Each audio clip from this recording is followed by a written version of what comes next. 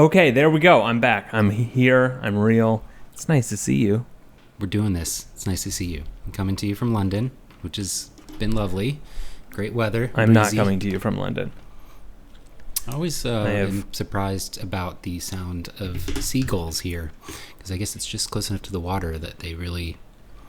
There's just so many seagulls. It's kind of weird. I don't hear any other birds in this whole city.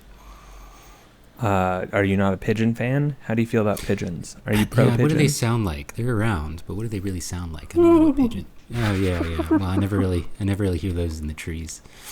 But well, you're missing out. I love a pigeon. I'm glad there are pigeons in Baltimore. That was a greatly missed bird. A lot of pigeons in Amsterdam, and then we moved to Mexico, and there are less pigeons in Mexico, at least where we were living. And now pigeons are back. Pigeons are the most beautiful bird in the world, but because they're ubiquitous and trash monsters, we ignore them and pretend like they are ordinary. Yeah, they're like flying rats. But they're pretty. No. I agree. No. Gorgeous. They're gorgeous. They have purple, sparkly, shiny. It is a perfect bird. And I will not stand for pigeon slander. Flying rats, come on. It must be the most photographed street photography animal. It must be the pigeon, because they're so prevalent in cities, and that's where all street photography occurs. And I feel like I've seen, for whatever reason, pigeons utilized really beautifully. You're right. It is a beautiful bird. Thank you for opening my eyes. I guess I never really thought of it that way. But they're cool. I've always been a fan of pigeons.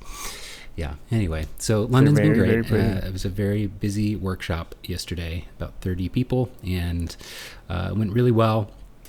My co-workshopper, teacher, Liam, was wonderful. I met him for the first time, but I was on his podcast maybe 6 months ago. But yeah, we met the first time actually Monday evening to just check out the studio space where we were teaching. And he's really cool. He's been doing wedding photography for over 20 years or something like that. So kind of surprising. Is this your first workshop in a while? In a minute, right? Yeah, it is. I know you have some coming up, but this was the first one that you've taught this year, or yes, is that right? I think so. I really can't remember, but the format was different than my normal solo workshops. It was a shorter day overall with a little bit more relaxed kind of in between break times. Normally I do take breaks, but they're really quick, and I do a lot of lecturing, and there's one live shoot with a couple, and then we come back and I edit everything and show people all the images up on the projector. This was more, we each lectured for about an hour, kind of outlining our process, and I went into great detail to kind of try and explain this new process I've been using to get inspirational ideas while actively shooting. So that was really well received, thankfully, because it's the first time I've ever tried to explain it and see what people thought and what the reaction to it was. And then we went out and shot for 2 hours straight. It was a lot of shooting. Same couple, but we split the groups into 15 people each, and then we swapped groups. So it was a lot of shooting. Yeah. It's like shooting 2 engagement sessions back to back or something. It's a lot for your brain. And then it's really hard to remember all the talking points that I like to hit when I do back to back, because I kind of forget what I have already said or haven't said the second time around. But it went fine. It was good. I was just looking through the photos hit me with this morning. Mm-hmm. Hit me with a sample talking point. What is one of your go-to? Yeah. So just kind of with the live shoot portion, I sort of do a lot of talking up front, kind of explaining some of the expectations with the couple, how I tell them, if you're not hearing from me, assume whatever you're doing is exactly what you should be. I always make a point to say that, just so that people, I also generally point out that if you're doing the opposite thing for too long, I will let you know, because you don't have to think, are we smiling for this? Are we being serious? If you're doing the opposite thing for too long, I'll let you know. And I don't want you in your head about that. As long as your energy is focused on each other, that's a great kind of safe space to always be at. So just focus on each other, and I'll tell you if anything needs adjusting. I also talk about how I ask them if they have anything in their pockets that I can carry, so that we're not dealing with cell phones and wallets and stuff that have to be shuffled around if we sit down, or if it's, creating a weird shape in their pocket. Those are a few of the starting ones. Just kind of generally talking through how I try and empower clients to have, veto power. Normally, sometimes you might ask them to do something that you're like, are you comfortable with that? I don't know. And normally people, just by addressing the fact that like, hey, you can tell me if I'm asking you to stand somewhere that's like too wet, or sit somewhere that's too wet, or if you're not comfortable at all, let me know and we'll move on right into the next idea. Normally just saying that wins them over enough that they just do anything you ask them to. But in my early years, I would never kind of set that expectation. I would always just sort of ask them to do things. And, I would try and detect if they were comfortable or not. But yeah, I don't think literally ever had somebody say, no, I don't want to do that. They just always do. So I think that's attributed to just setting clear expectations right out of the gate. Once you start shooting and start walking around is really key. But there's endless. I mean, there's like, I kind of have talking points the entire time I'm going. A lot of it's related to the light and what I'm looking for. And so that's very reactive to what the weather's doing in the moment, kind of, especially with harsh light, how I look for certain shadows, to kind of guide where I'm going to position the couple. It's a good group. I'm excited for the photos, and at this point it's fairly stress tested, this whole little workflow process that I have yet to settle on a name for, but it absolutely, without a doubt, is making a huge difference in my idea factory. Okay, so when we're the thing that you're talking about is the send a photo to Midjourney, get results back from Midjourney while on your phone minutes later thing. That's what you're talking about, right? Yep. Okay, that's it. Just want to confirm. Yep. So I have a question. Okay. Yeah, I promise this is not a loaded question. It is it's a very simple and direct question. How many couples have you shot with your AI powered idea maker machine? This was actually, I think, the first couple where it was working seamlessly. I've tried it at a few other weddings, but I didn't have a solid hotspot. I was hotspotting with my phone, which you can do, but this other dedicated hotspot that I bought specifically for this, and to also just have as a backup connection when I'm traveling or in a wedding somewhere random. So this, I guess, was the first couple I truly did it. So it was about 2 hours of shooting, and it was kind of neat because and feel free to continue your question, but I just want to point out, because the end result files that are generated are just dumped to a Dropbox folder, I was able to give all of the people at the workshop a QR code to scan, and they could just see in their browser the AI output. And so they were able to observe what I was talking about when I would look at my phone and say, oh, okay, it gives you 4 variances of what it's rendering, and almost always one of them I would say, okay, that one's giving me an idea to try something, and they could look at it and see, and it was kind of, I think, really helpful for them to kind of have a live interaction. So the other times that you've worked with this, it's been when you have been working with your model friend in Europe, solo, right? Correct. And you tried it the first time a month and a half ago or whatever it was, when you were in Europe, and it was not great, and you tried it again a few days ago, and it was great. Totally. The big difference with the first, so the reason I wanted to work with Chloe again is because it is uncomfortable for me to photograph a solo person. I'm very used to posing and getting ideas for poses with couples. It's, I think, much easier.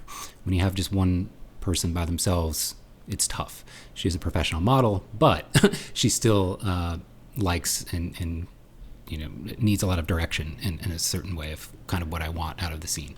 So that's one reason I wanted to work with her solo, is because it's just a really difficult way for me to get creative, so I wanted to see if it helped.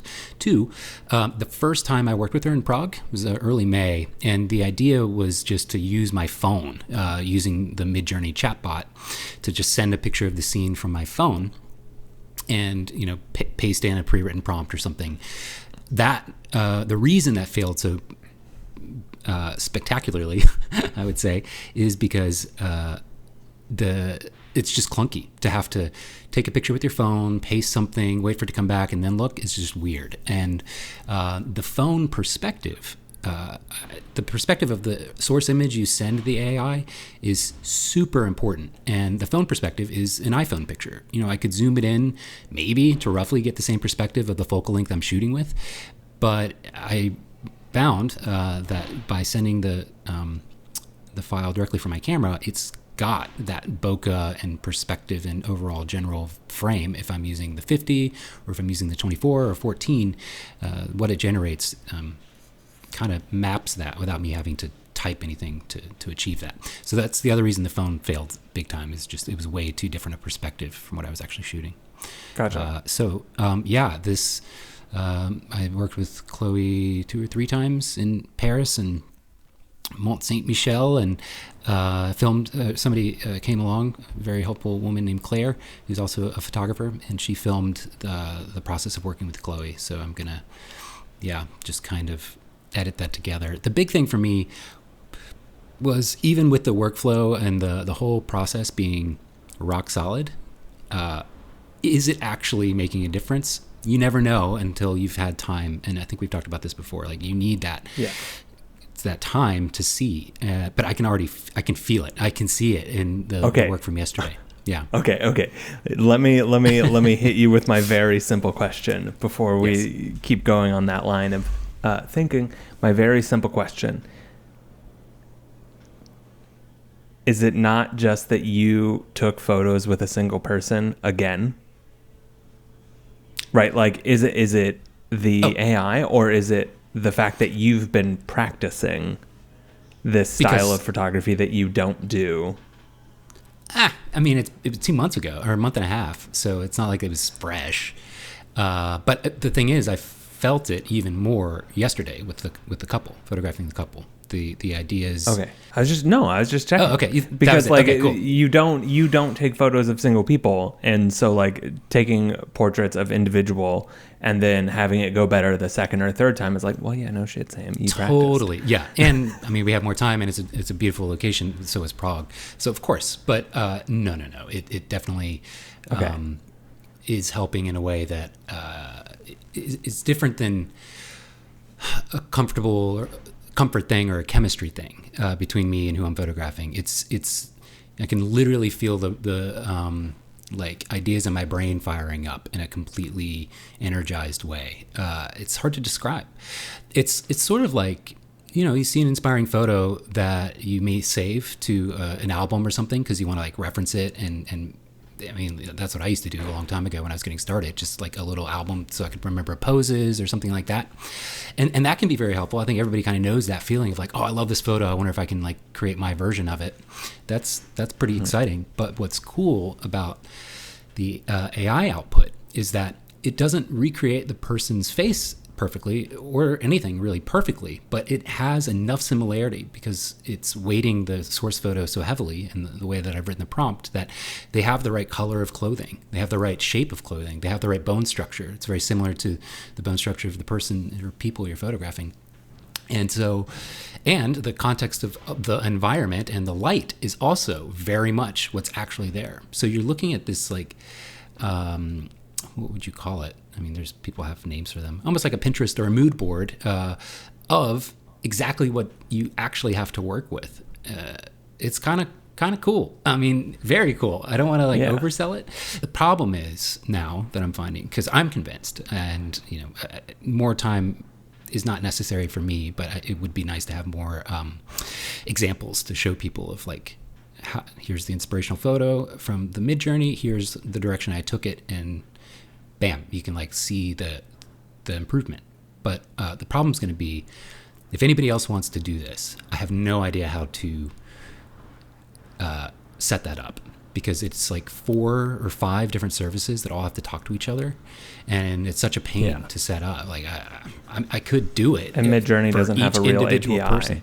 No, they don't. Yeah, and so technically you could get banned. And so this might change also and break. Yeah, that's true. But also, I think they are working on an API. So once the official one is out, I'm sure it'll actually be even easier and more functional. But yeah, I do want to be able to like set it up and let people use it somehow. But it's not cheap either. That's the other thing. Once I add up all the costs for all the various services, it's like, oh wait, this is like kind of expensive. It's maybe like, I don't know. How expensive are we talking here? Like $100 a month. Because you have to pay for the faster rendering speed in Midjourney. That puts you on like the $50 tier. You have to pay for another service that does a lot of the automations.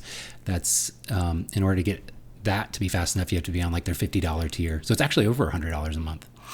One thing I was thinking was that I could just pay for the very expensive tiers on all the services and then just provide this thing as a service, set everybody up through my account, because you wouldn't technically need your own account to do this. If you were able to just set your camera up, I could give you FTP access, I could give you a dedicated Dropbox folder where all the files go, and then bam, just set it up that way.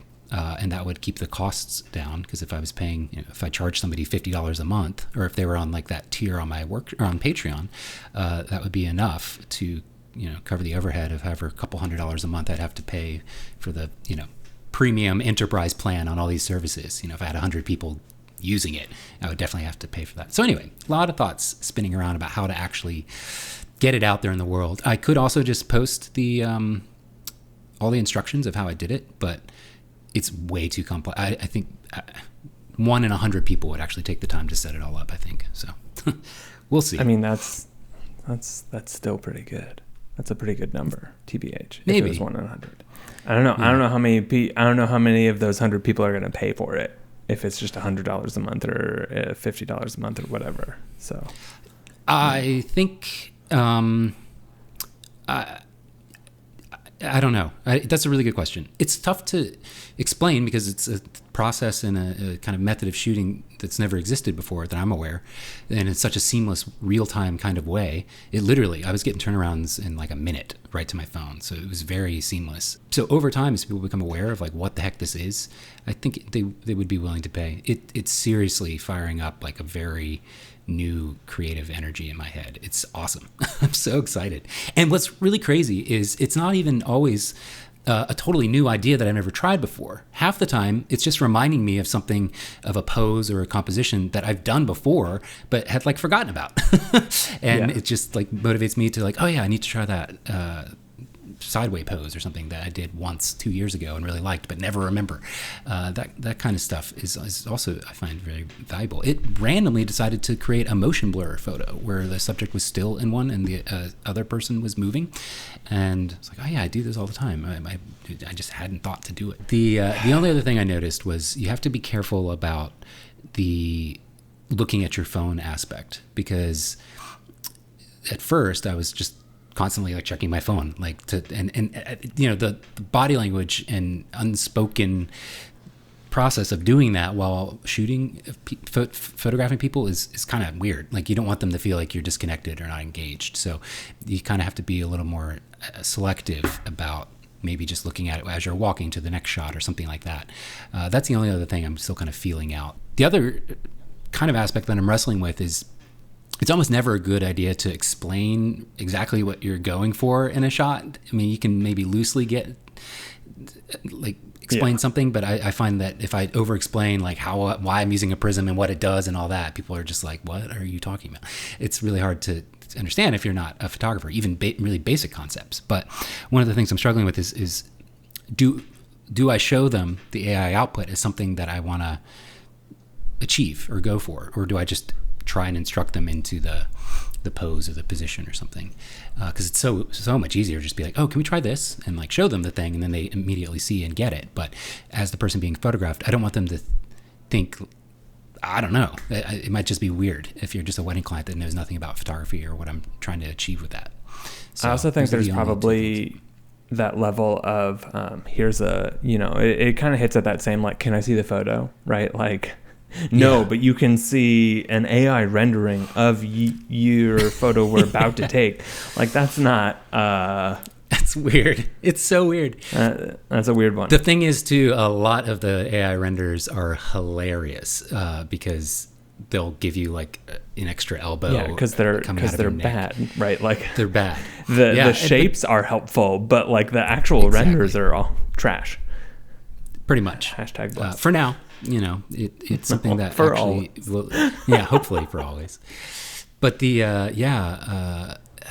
those are the only two parts of the whole process where I'm like, I don't want to have to explain what I'm doing. I would like to be able to just do this in the background and operate like normal. So yeah, it's interesting. It's exciting. I'm really jazzed up about it. The only other gotcha, I guess I keep saying the only, but there's a few here. The only other 4 things that are problematic. So the only other thing that I was mentioning is the Canon process of getting an image off your camera is stupidly confusing to set up, but once you get it, it's easy. Then all you have to do is hit the set button, and you can jump right back into shooting while it's sending in the background, which is great. But I don't know how seamless that is on a Sony. I think with Sony, you can send it to an FTP server, but you have to do it through a Bluetooth connection on your phone. So that is an added layer I don't like. I mean, nothing is seamless on a Sony. Yeah, That's their whole vibe. Their user experiences. You'll be fine. They literally had like an app store. They tried to have an app store for their cameras at some point, because there used to be a way to buy the feature of having double exposures in their cameras, and then they got rid of it. Wow, I hate that. Awful. Oh, yeah, so lame. Yeah, it didn't last long, thankfully. So and then Nikon, I'm not sure about either. I wish I just still had the Z9, because I would have definitely tested it. But from what I you recall, could pick up a Z8 and yes, that give was it a my test on that segue for one. you to talk about the Z8, which I would like to circle back to in a second. But yeah, from what I remember with the Nikon DSLRs that I owned, you would almost always need like a little nub, a Wi-Fi nub to like put into the side. It was called like the WT-5, and it was like $800. But maybe they have it built-in Wi-Fi now. I don't know. It's been a while. I assume they've got to. So I would hope so. I guess I could just look at their manuals. Let's talk about actually the Z8. What was your? Okay, you sprung that on me. I didn't know you were considering getting a new camera. Okay, let me tell you, I've had a very busy 10 days. So Sam and I record on Fridays usually, but we are recording on a Tuesday today because of travel this last weekend. And so from the last time we've recorded to now, I have shot 2.5 things for money. I second shot a wedding, which was weird in and of itself, just existing in that mental space and like activity of taking weddings. There's also like a weirder part of like second shooting, because like when you're second shooting, you're more like organizing people and like making sure that like phones aren't in pockets and whatever, and like corralling family members, and then also trying to take a nice photo for yourself. And so like that was weird. But then after that, a couple of days after that, a friend recommended me. They had something come up, so they couldn't shoot an event. So I shot an event on Saturday night. And then at that event, I photographed one of the bands that was performing. And then they were like, hey, do you want to come like shoot some of our shows? Maybe do some portraits? And I was like, yeah. And so we did a couple of portraits as they were leaving. And then we're now sorting out the rest of it. So I've accidentally stumbled back into some photos. A photography career. Yeah, that's amazing. Photography career. Yeah, I've accidentally made like $1,200 or whatever in the last 10 days. So rinse and repeat every day. Hooray, whatever. So a few things were like pretty clear. I don't mind second shooting. It's fun. I enjoy it. I will do it again. I'm not 100% sure if I want to shoot a real wedding as the main guy, as the main fella, as the main photographer. Experience as the primary, sure, yeah. Yeah. And I don't know why, right? Like it's the same muscles, right? It's a psychological thing for sure. Well, and practical. Like there are family photos and such where you are the person that needs to drive that ship and nobody else will. So that's but even then I'm still driving that ship because I'm taller and louder than most people and like better at organizing grandmas. So even when I'm second shooting, I like naturally fall into that role where I'm like, hey, everybody, let's pay attention to me real quick, and then we're gonna get you back to the reception, right? And you do like your happy little stuff, you and like compliment a grandma as you're like shoving her out of the frame, that sort of thing. But so, it's still like that was one of my early strategies to being more comfortable early on, was I would try and trick myself into feeling like I was the second shooter, even if I was the only photographer at the wedding. I would still like, okay, you're just the second shooter. I'd like put myself in that mind space because it freed up a lot of creative risk that I maybe wasn't taking. It felt weird because like my spiel and the conversation and like style that you fall into when you're shooting an event is the same, right? Like I still exist in events, even though I haven't been like professionally shooting events for a while. And so, how I interact at a conference or how I interact at a happy hour that's for business or a networking event or whatever is, the same sort of like a heightened level of personality, laughing easier jokes, making more jokes, understanding, paying attention, whatever. And that doesn't change. And that naturally leads to feeling like, this is like an easy transition into oops, right? Like there were moments when I was at the wedding where I was like, I'm not for shooting, like, cause I, was like behaving like, hey, I see her, like, okay, now do that. Wait, nope. Right. Like, sorry, that's my bad. Right. Like directing a shot that mid shoot elsewhere, and like I shot the groomsmen getting ready while the other photographer shot the bride and her bridal party. And there's something like very enjoyable to me to successfully get a bunch of frat boys from college to all hop in the bed with their groom. Like getting ready photos like, okay, everyone hop in bed. And they're like, wait, what? And it's like, all of you in the bed. And they're like, yeah, let's be weird, right? Like that level of nice. I've stuff is fun and easy to do for me. Yeah, oh my God. I'll send you the photos. They're great.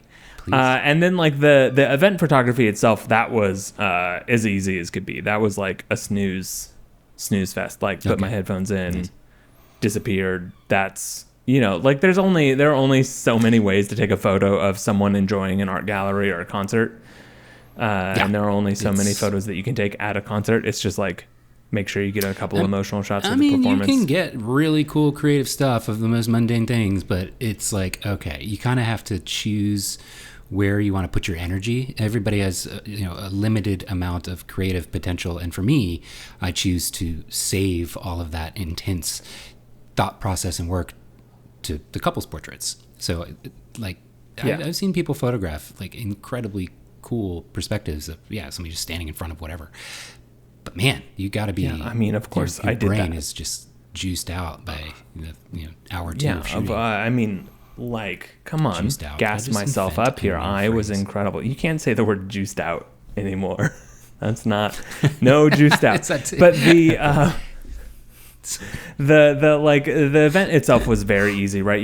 Like you take photos through people, you put stuff in the way so there's depth in a spot there wasn't, and like all of it was like pretty fun. And I was like, this was like, it felt nice in a way that I wasn't expecting. It didn't feel amazing. It wasn't like, oh shit, I can't wait to do this forever all the time, I'm going back, let's like adios everything else, I'm just a photographer now. I didn't want that. But I was like, okay, no, I'm not mad if I like will end up shooting an event here or there, or if I second shoot for someone, whatever, that's fine. Well, if a friend has a wedding. For a wedding this Saturday if you're interested. This Saturday? Yeah, sure. I had one lined up and he bailed. The problem is it's in Charlottesville, so we'd have to road trip it. Charlottesville. Oh God, that's so far. There's a Torchy's Taco in Charlottesville though, so I know. How random is that? I is saw their that last time I drove through. expansion. It's beautiful. What time? We should not plan this thing because On the we can. podcast. Okay. Yeah, we can We'll plan. talk- We can plan this later. post recording. What is, can I just ask, this might be useful for listeners that are photographers. Do you, being the marketing copywriting expert that you are, have a good way to posit the question on social media of like, hey, I need a second shooter, like when it's last minute or something, without it seeming like I'm not going to post on my socials like, hey, I need a second shooter for this Saturday, because my client will, for this Saturday, will probably see it and be like, what the fuck? But yeah, I did genuinely have someone lined up that canceled on me like 2 days ago. So I'm like, I do like the superpower of having a lot of followers. It removes a lot of friction when you need something, but that's an awkward one. Like the phrasing of it. Phrase it as an open-ended thing of, hey, just a reminder, occasionally I need second shooters. I would love if you're available and would want to be on the list of someone that gets contacted. Let me know. Okay. And so everyone will then contact you, and then you can privately follow up with, okay, Makes what are you sense. doing That's smart. Saturday? Yeah. How about tomorrow? Yes. Yeah. That's cool. So like any time, here's the marketing and content genius at work here. Are you ready? Whoo! Anytime there's information that you need to get across that you don't want to be public, just make it private. Just make it a way. Like, I know that sounds like very simple and dumb, but just make it private. Like just say, Just hey, enough second details shooters, to get the at people, me. Yeah, to act as a filter and motivator to get them to reach out, and then that makes sense. I guess I have done that maybe. Yeah, because the people that will respond, hey, I need a second shooter for Saturday, are like the only people who can shoot on Saturday, as opposed to, hey, I need some more second shooter recommendations. Volunteer yourself, come this way. You're gonna get a lot more responses, a lot more varied. Your quality will be higher. You'll, hooray. But yeah, no, I think I should be able to do that. It depends on when we get back, probably. I don't know. We'll figure that out. Yeah, let's talk later. But that's a future thing. So at the end of the day, the Z8 end of the day is just like, you're just thinking this is a better camera for more. Well, dynamic, yeah. So I stuff. shot the groomsmen with my Q2 and the GFX. And like GFX, beautiful, wonderful thing.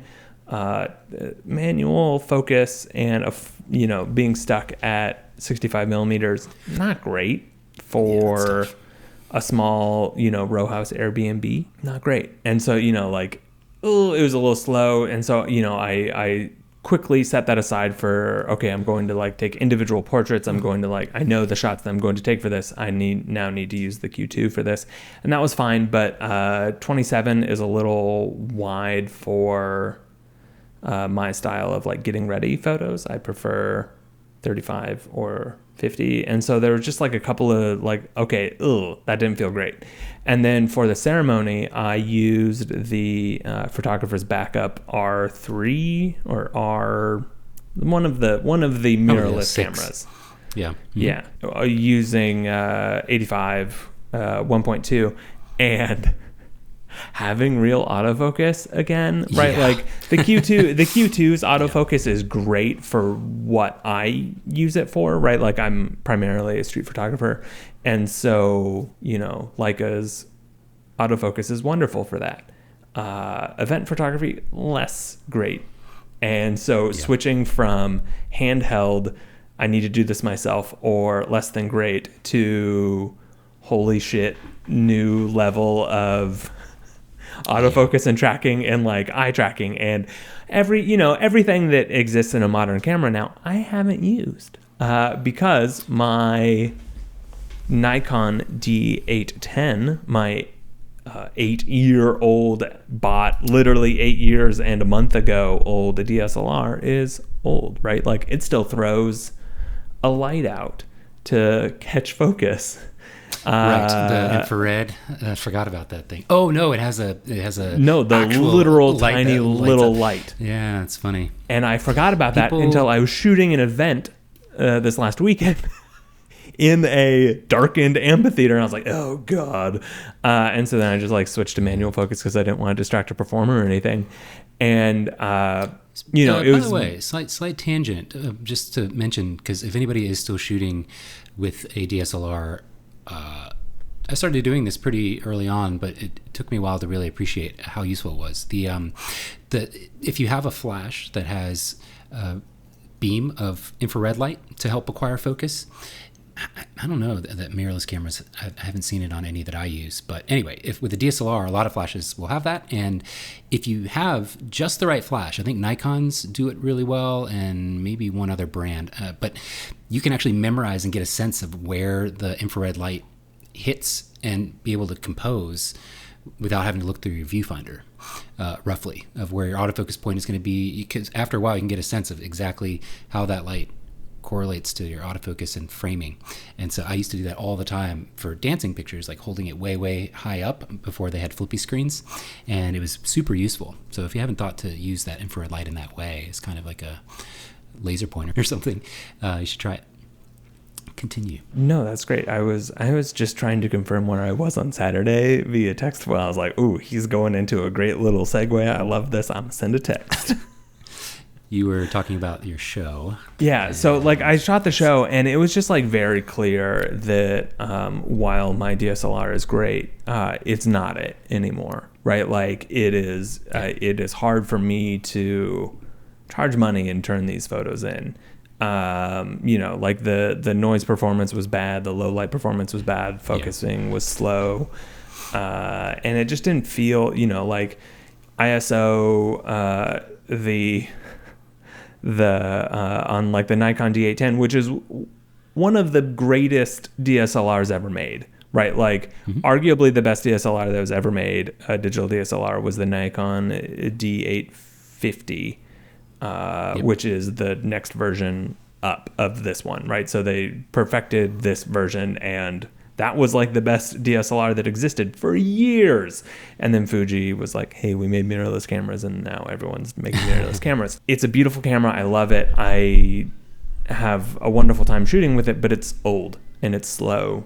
And if I'm going to be shooting in any way, shape, or form, semi-regularly, professionally, I need something with real autofocus and low light performance. And the Z8 definitely has that. It's a dream. It's probably even better than the R6 that you tried. So there are a couple of camera things that existed while I was I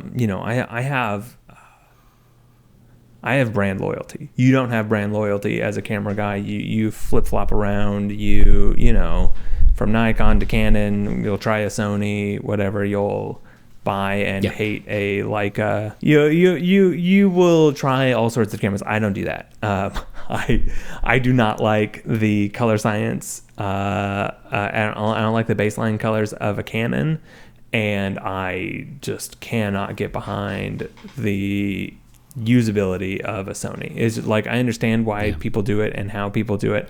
I just don't myself. Nope. And so like, I'm a Nikon guy, and I was like, okay, well, I'm a Nikon guy. What's Nikon got for me? And then it just kept stumbling upwards. Well, originally I was like, I'm going to get a Fujifilm. I'm adoring the GFX. Everything about this has been a wonderful experience. I love it. I want another one. Give me a full frame mirrorless camera, Fuji. And Fuji said, no, we don't have that. Yeah, for some Fuji reason they just totally skipped over full frame sensors, I guess, just to differentiate and, I don't know, have a whatever. But the what was I going to say? Sorry, you mentioned something. I will say that was one of the surprising things trying the Z9 for a while. The color science was, I think, superior to what Canon has, and I'd kind of forgotten that from not having shot Nikon in 5 years or something. But it's just my baseline preference, right? I was originally a Canon shooter. I had used Canon, right? Like Canon 20D was the first DSLR I ever shot with.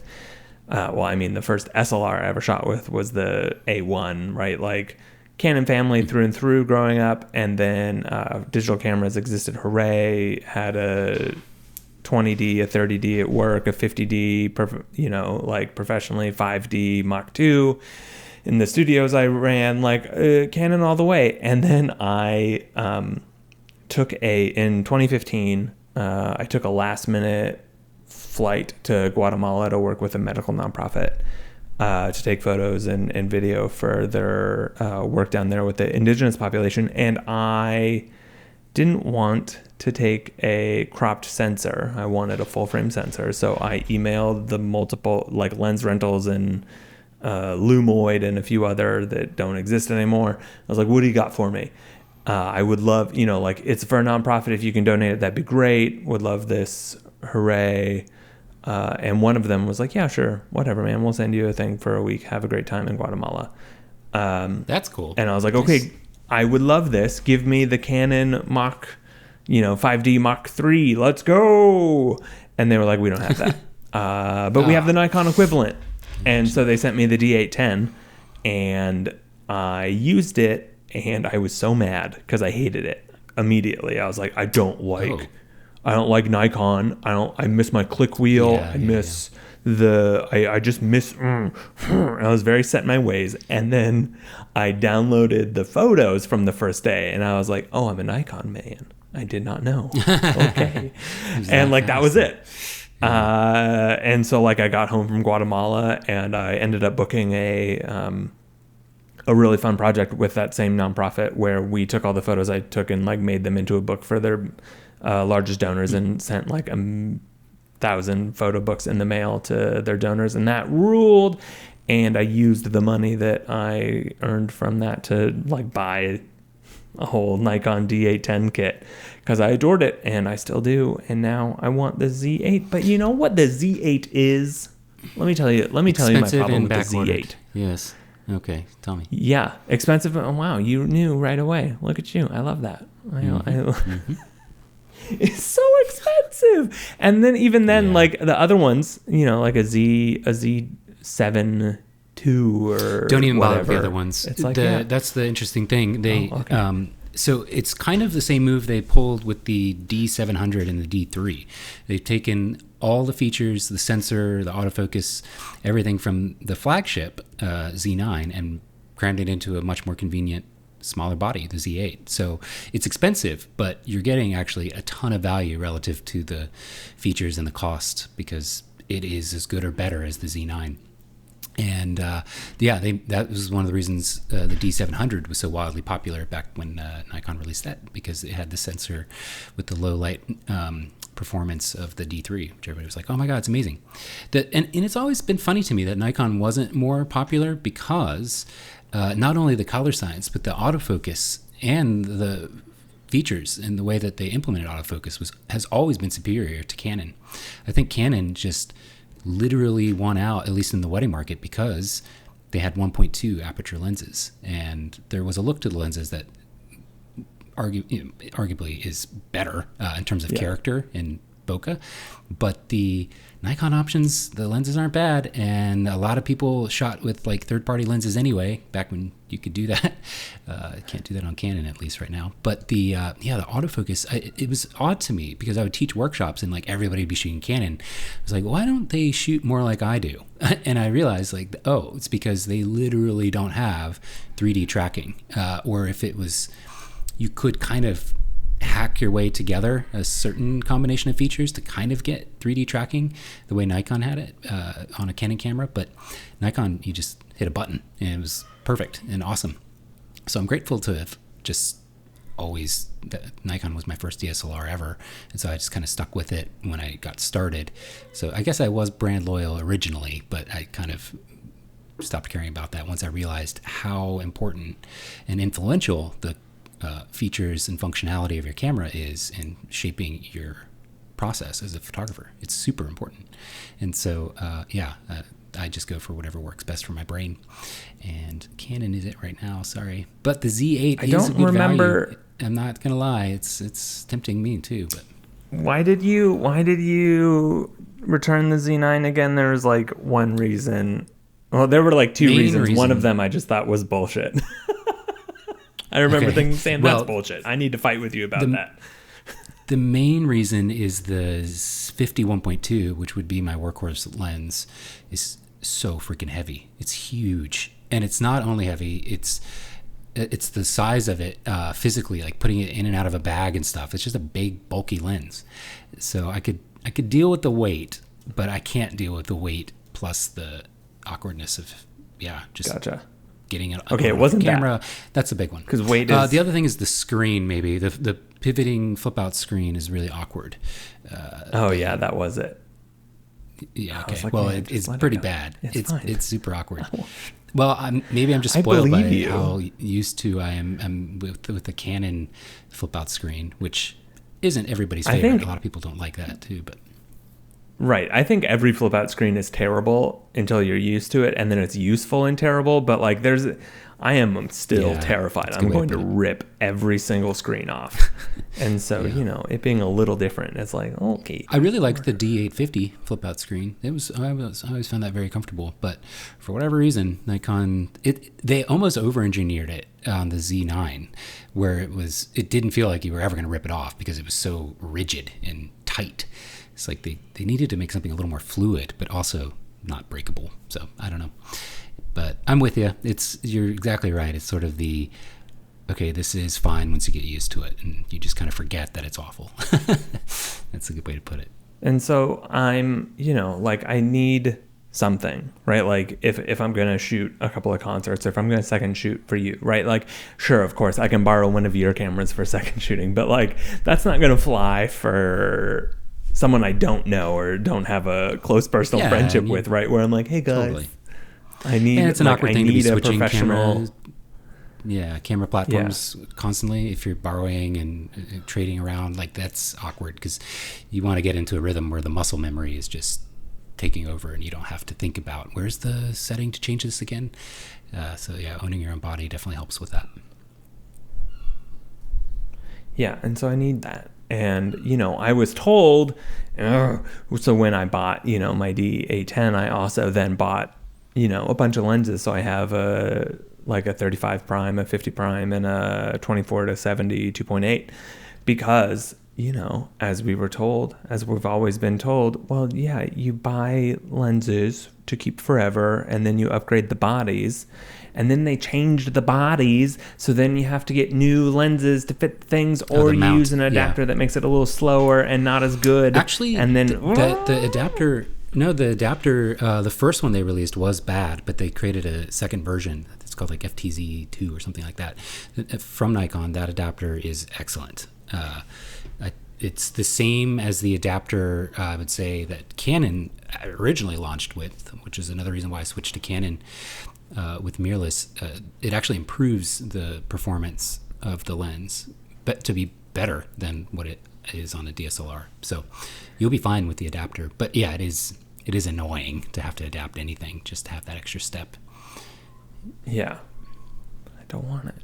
And I don't know. So now I'm stuck in this weird spot of, okay, well, I should spend literally $6,000 to just buy a body and a single goddamn light. I don't know why every hobby I love is outrageously expensive.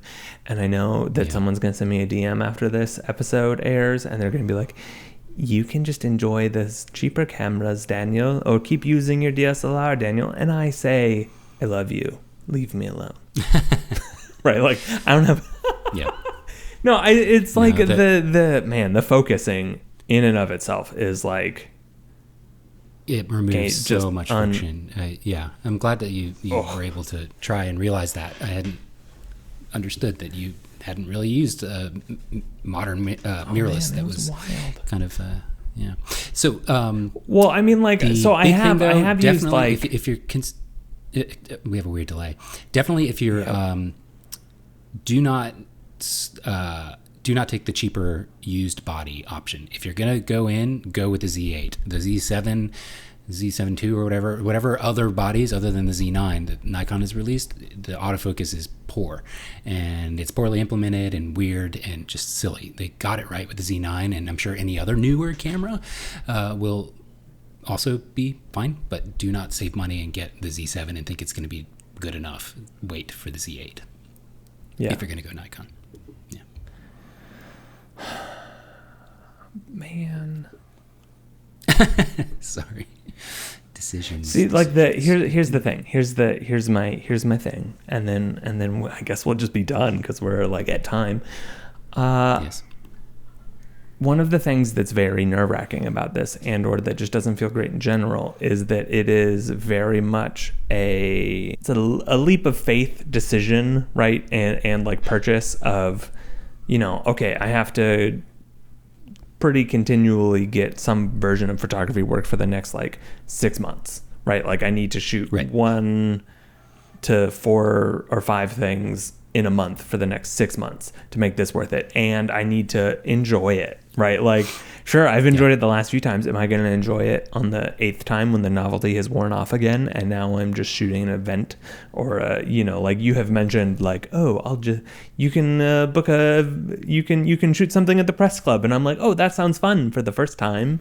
But the second time or the 5th time that I have to drive 90 minutes to DC to take photos of people in suits under fluorescent lights, for an hour and a half, and then drive another 90 minutes back, and then edit those for another night, and suddenly I've spent 7 hours to get paid $500 to like and then it's a weird, just to break even on the body that you then realize you don't want to use because you're not happy with the things that you're booking. You're right, it is a leap of faith thing. That's a really good way to put it. But I do think it is more likely that you will enjoy whatever it is you're shooting if you also enjoy the camera you're using. And if you're frustrated or know that there's a better one out there or something like that, you're going to be thinking about that while shooting, and it's going to impact the quality of your enjoyment. I've spent like a lot of time over the last couple of months being weird about cameras in general, because I have now, have access to Uncle Sam's Camera Emporium. And, like borrowing all these different cameras has been really fun. But it's like, oh, there's so much I enjoy about photography. And there's also so much that's like at the edges that's like awful, right? Like there's so much weird friction that comes with photography. And sometimes that's like really great and needed, right? Like the friction of manually focusing the GFX, or shooting wide open and manually focusing the GFX, I think is like the thing that works for me, right? Like that is why that camera has been so prolific for me, and why it's felt so good is because it's hard and it like requires me to slow down and be a little bit more careful. And because the file sizes are, you take 5 photos and there's a goddamn gig of your computer just gone forever. It's like, okay, well, seriously, I'll be a little bit more, I'll be a little bit more careful here. And, like that friction's great, but like missing autofocus on, like a guitar player while shooting a show, that's friction I hate. And that's friction that can be solved just by spending too much money. And like there's this other thing with photographers where we're always spending money and always trying to upgrade our shit and always try to do the best instead of just going out and making work with the stuff we have. And I am in that camp all the time.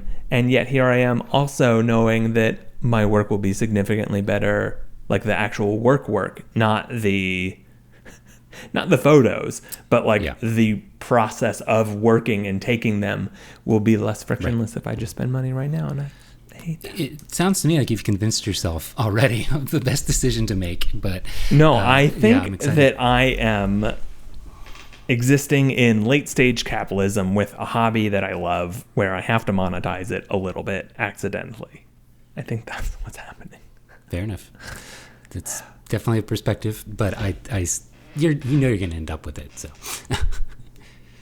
you might as well just pull the trigger. Well, sure. That way you have a great camera. I have to our wedding this weekend. All right. Well, let's put a pin in it and see where we land. Let's see what happens next week. Appreciate you. Appreciate you. 1, 2, 3, 4.